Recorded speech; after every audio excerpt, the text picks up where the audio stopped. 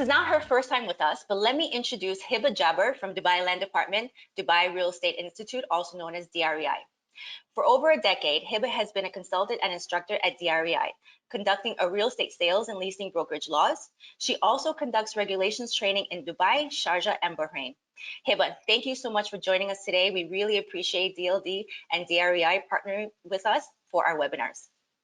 Good morning, Lynette. Good morning, Stuart, and good morning, everyone. And thanks for having me on again. Thank you, Hiba. We really appreciate. I see that you have a presentation which includes the questions we have for you today. Can you start your presentation, please? Yes. Next. So I want to just give a quick overview about Dubai Real Estate Institute. Next. Dubai Real Estate Institute is the educational arm of Dubai Land Department. DREI also provides information about the real estate sector through a number of regular educational and awareness programs and training. Next, please. Our vision is to become the leading international benchmark in spreading and sustaining real estate knowledge. Next. And also our mission is to provide advanced and high quality programs in collaboration with internationally recognized universities, publishing research, provision of property related consultations to public and private sector, enhancing communications among all stakeholders, and of course, empowering the society by disseminating real estate knowledge. Next, please.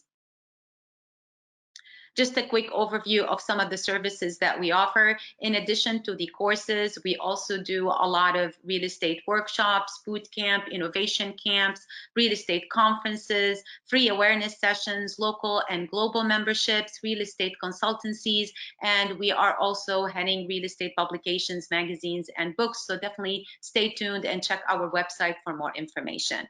Next. Over to you, Lynette. Yes, thank you, Hiba. Okay, so I'm going to start with the questions. What is the process for digitally signing an ijari during current times for both parties involved?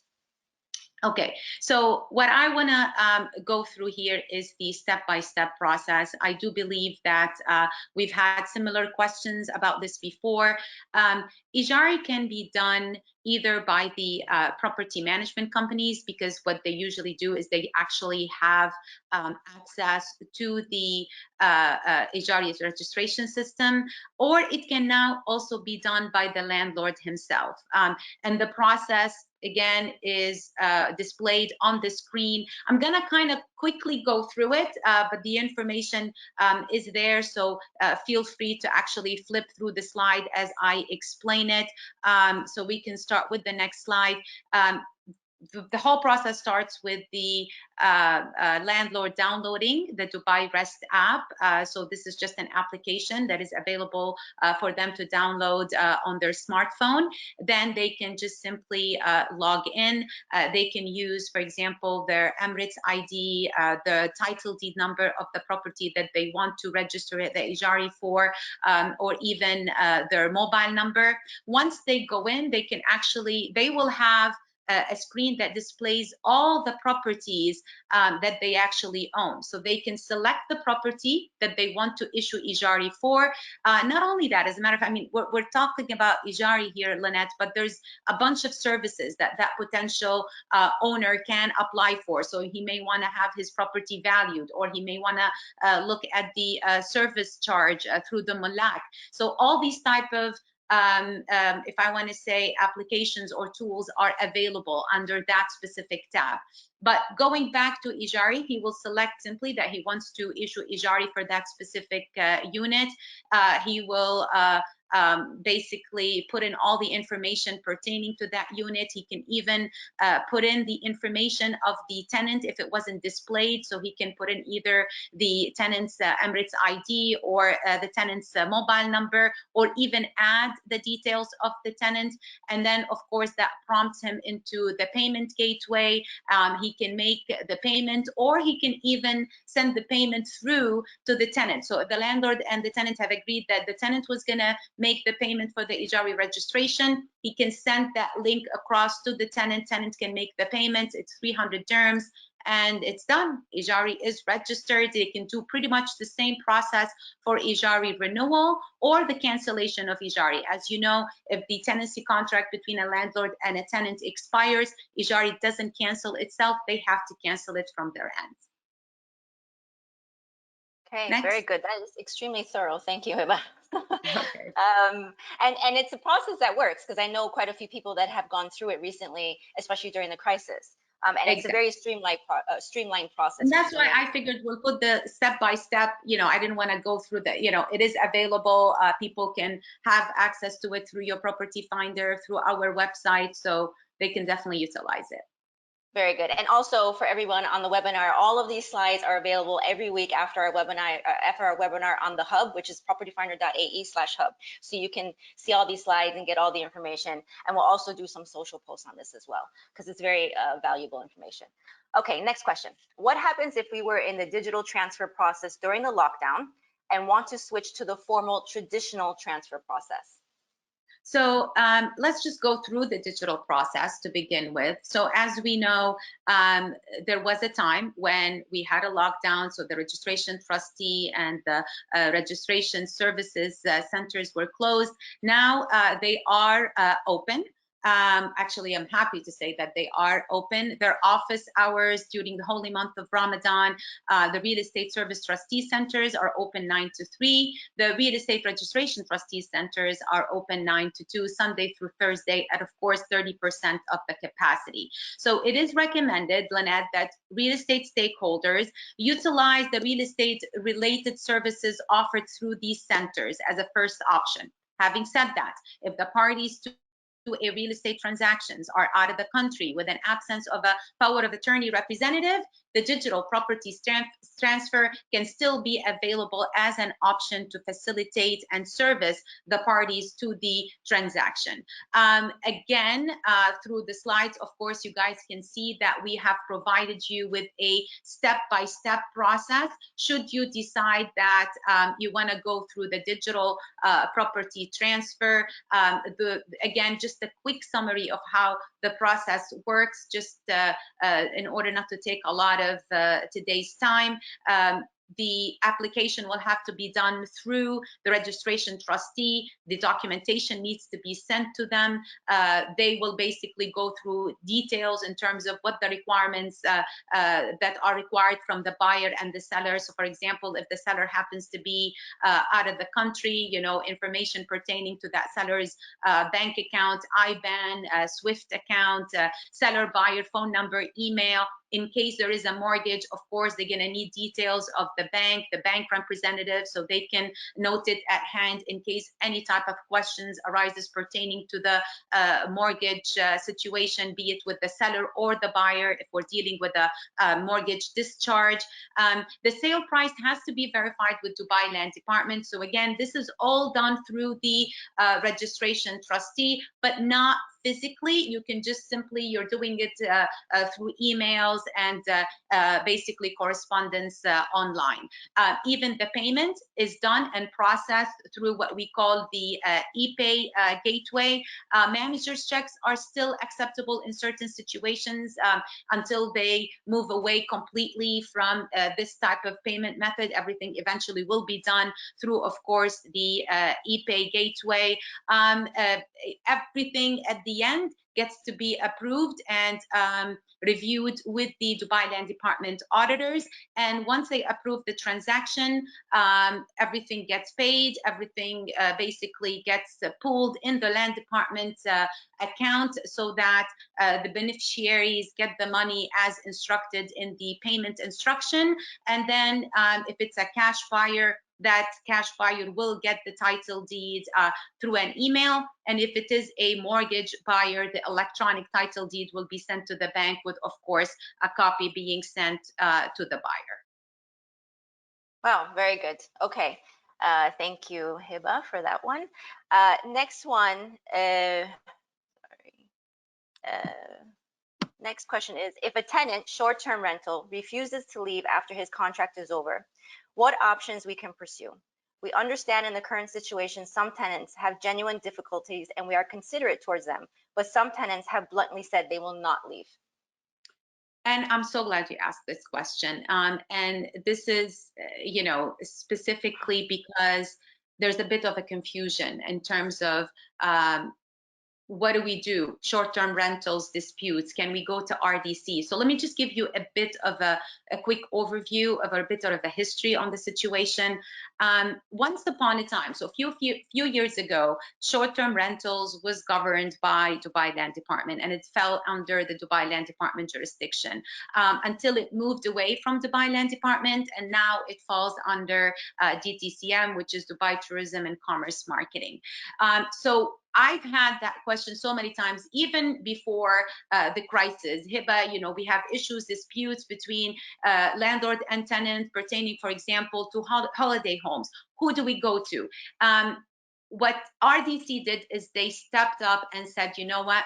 Recognizing that at the time there is no other authority that is handling these type of disputes, come to us and we will handle it. So to answer your questions directly as a summary, go to RDC if you do have any type of disputes between landlord and tenant pertaining to short-term rentals, specifically any matters pertaining to holiday homes. Having said that, I really want to point out also the positive aspect, especially during this crisis, Lynette, is that overall, the latest statistics from RDC revealed a 75% decrease in the number of eviction over rental claims during this specific period. And it has partly to do, this reduction has hugely to do with the, I want to say honestly, the humanitarian efforts of many landlords towards their tenants who have lost their jobs, of course, during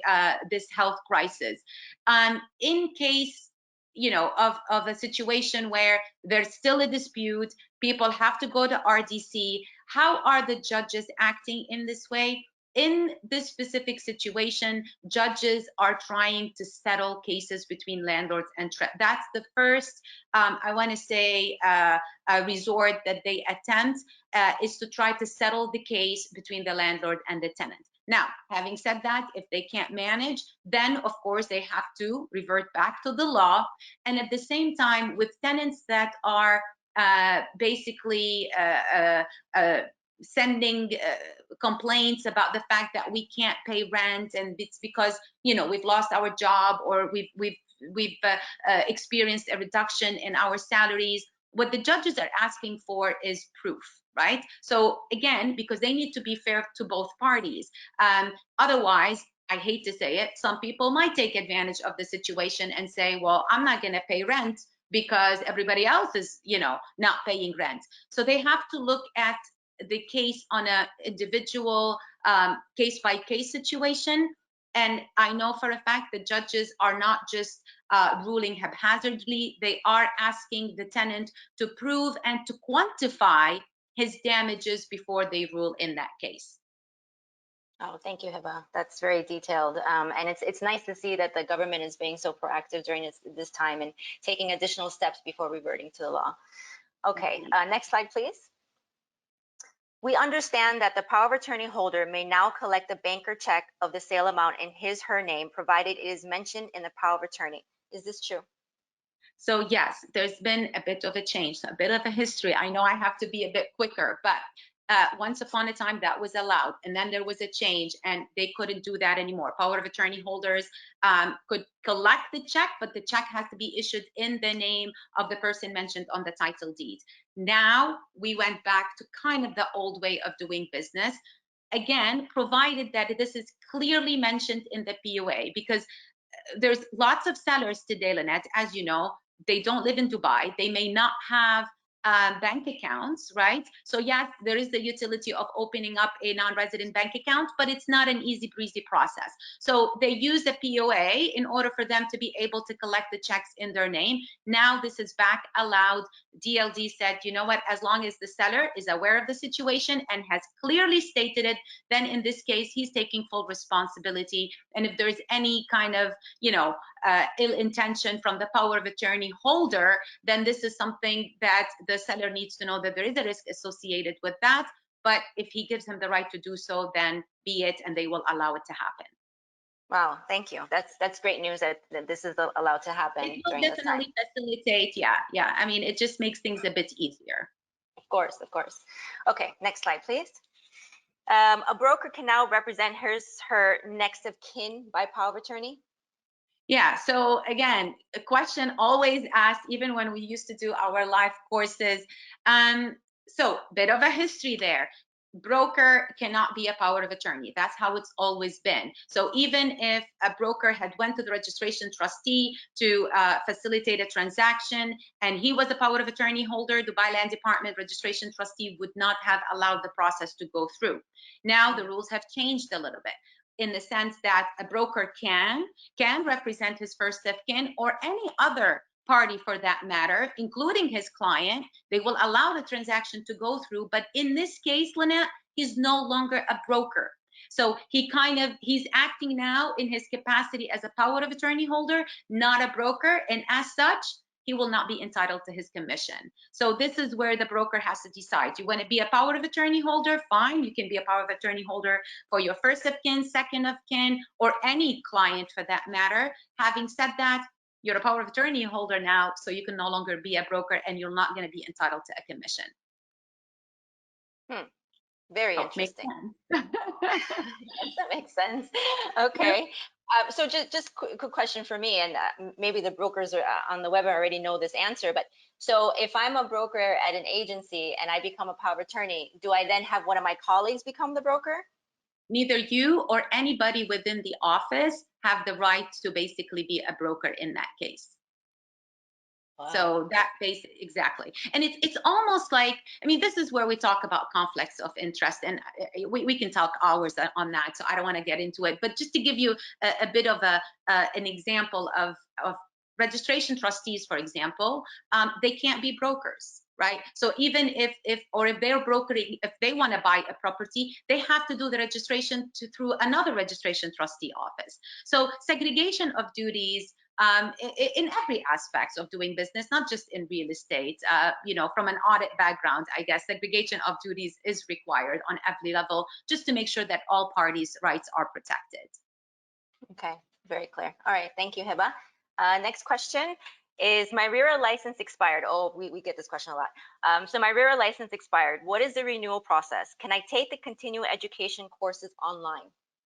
So here I'm going to ask you guys if you could just go to the next slide, because I really I've put in all the links. So the answer is yes. I'm actually surprised because I myself have done a video, shared it on LinkedIn, telling people that you can still take the courses online. So if you're renewing your license, or even as a new broker, you can take your online course. You have all the tools, you have pretty much all the resources that you need in order to gain the knowledge. Not only that, after you take the course, if you still need, you feel that you have questions that were not necessarily answered within the context of the course, I'm conducting once a week sessions, Q&A with all the participants. So take the course. At the end, you'll get a certificate of completion. With that, you can use it to go to RERA and get your license. You don't have to worry about the exam now. The exam hopefully will take place in July when we go back into normal life, I'm hoping. And you will have access to the course until you pass and take basically your completion certificate, right? So once you register for that course, you can always go back and review. I've shared the links on the slides in terms of where you need to go to register for these courses. Okay, thank you, Hiba. Next slide, please. Okay, so my RERA license expired, and so did my company's trade license. Can I renew my RERA card before my company renews its license? So again, very good question. And the answer is, do not forget that the laws have not changed, right? Meaning, you as a broker, in order for you to be a licensed broker, you have to link yourself up with a company that is also RERA registered and licensed. So you have to make sure that your company's license is also renewed before you can renew your license. Again, I've had a lot of questions about people saying, well, how do I renew my license? Can I do it online? Yes, you can renew your commercial license through DED online. I really want to just kind of end this by stressing this point, Lynette. DLD stresses the need to adhere to real estate laws in all aspects of the business. I'm sure you've all have read about RERA recently imposing a $50,000 fine on a real estate company that was found to have violated the laws related to the escrow accounts and permits of real estate advertisements. So RERA is definitely calling on all real estate companies and brokers to abide by the laws and regulations that regulate the real estate advertising and marketing mechanism, specifically for areas where there are tools that are allowing you to conduct business. So when we say we have online courses, you cannot as a broker now say, the reason I did not renew my certification is because we didn't have the educational tools made available to us. We have the tools. You need to stick to how we do business through the regular legal way. And if you don't, there will be fines and penalties imposed. Okay, thank you very much, Hiba. Next slide, Thank please. you. So I guess this is your contact. Yeah. That's basically, in case you want to connect with us, these are the details. And thanks for having me. Thank you, Hiba. That's extremely detailed Q&A. You will be back at the end of the webinar to cover more questions from our audience today. If any of you have any questions during the webinar, please post them in the question box below. So for Hiba, are you online? If you can come online, Hiba and Mohammed. Go. Okay. So one of the brokers said that today he was told that the digital transfer is not available and you need a POA in the UAE. Please confirm, extremely important. So, again, this is my information is as recent as I want to say end of last week. They were Dubai Land Department, like I mentioned in my note, they were very keen on pushing business through the registration trustee centers now that they are open. But again, recognizing the fact that they're only operating at 30% capacity, and if the buyer and seller are out of the country without a POA representative, they should be able to go through the digital process. Okay. The next question is for you, Hiba. Again, it says RERA is currently closed. Where can clients go to be assisted? Assisted in what sense? I mean, so again, RERA in terms of regulation matters, in terms of complaints, or what type of? They didn't go further in the question, but I'm going to assume whatever RERA normally provides. Is there like an online portal where clients can go to? If you remember, Lent, we talked about it in previous sessions. DLD is not closed. They're working all their, maybe like we've just heard from Carly that there was a bit of delays in certain, processes simply because this whole COVID-19 situation caught us off guard. Nobody actually prepared for it. And it was, initially we thought, maybe we'll be kind of working remotely for a week, and that week became 2 weeks, and then we had the lockdown. So delays, absolutely, but everybody is working. All government entities are working. So my suggestion is, depending on what type of service they're looking to get from RERA, to call the 800 number, 800-4488, ask for that type of service. An alternative way is definitely connect with me, and I'll be more than happy to assist.